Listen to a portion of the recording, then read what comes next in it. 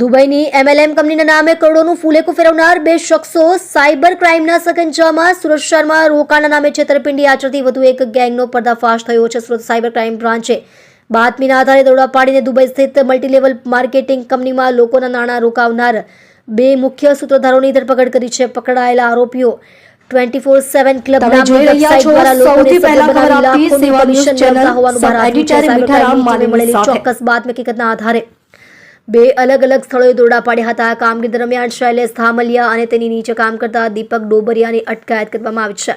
Police તપાસમાં સામે આવ્યું છે કે આ બંને શખ્સો સુરતના ભોળા નાગરિકોને લોભામણી લાલચો આપી વિદેશી કંપનીમાં રોકાણ કરાવતા હતા. પોલીસે ઘટનાસ્થળેથી એક લેપટોપ અને 3 મોબાઈલ ફોન સહિતનો મુદ્દામાલ જપ્ત કરી આગળની તપાસ તેજ કરી છે. આ કૌભાંડની જાળ એવી રીતે બિછાવવામાં આવી હતી કે જેમાં લોકોને શરૂઆતમાં 9,000 રૂપિયાની પ્રાથમિક મેમ્બરશીપ લેવા માટે પ્રોત્સાહિત કરવામાં આવતા.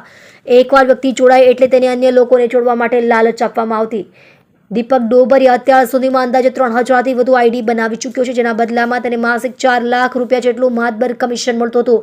શૈલેષ ધામેલિયા તેને પોતે 1,500 આઈડી બનાવી હતી અને દર મહિને 2 લાખ રૂપિયા કમિશન મેળવતો હતો.